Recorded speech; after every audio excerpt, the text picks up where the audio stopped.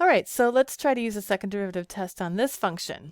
Now, this function, notice we had this 1 over x, right? So x can't be 0, right? So essentially that's outside the domain of the function. And if you look at this, you'd see that we have an asymptote at x equals 0. But let's go ahead and take the first derivative of this function. Right now I'm going to rewrite this as x plus x to the minus 1, just so I can use the power rule on it. And so let me put it over here. F prime of x is equal to 1 minus x to the minus 2, okay? Which is the same thing as 1 minus 1 over x squared. So again, the second derivative, or the first derivative doesn't exist at x equals 0 either, but it's outside the domain of the function. We have an asymptote there. Let's go ahead and set this equal to 0 and see what we get.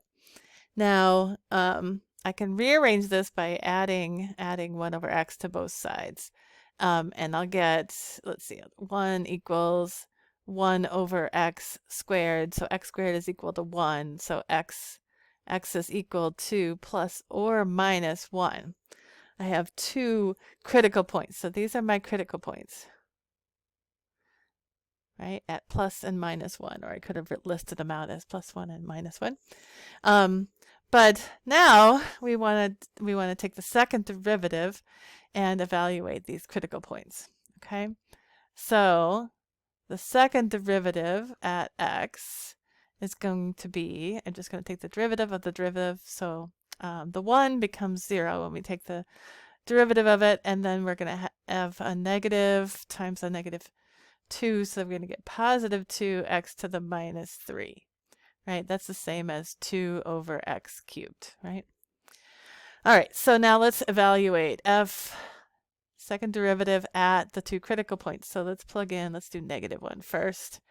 And so we'll get 2 over negative 1 cubed, which is just negative 1. And so we get a negative 2, right? So it's concave, down, right? And that looks like that, right?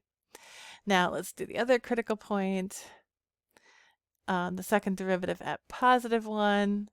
So when we cube positive 1, it's just going to be positive 1, and so we're just going to get 2, right? And that's positive, so it's concave up at 1, right? So that's what the concavity looks like at those 2 critical points.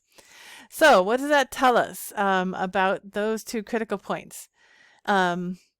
We have, let's write it down here, we have a local maximum at x equals minus 1, right? Because it's concave down there. So, and the first derivative is 0, and it's concave down, so it has to be a local maximum. And at the other point, we have a local minimum at x equals 1. Okay? So that's it. Now we do have that point that's outside the domain, right? So, but we're not gonna worry about that. We have the at x equals 0. We have kind of a critical point, but again, it's outside the domain of the function.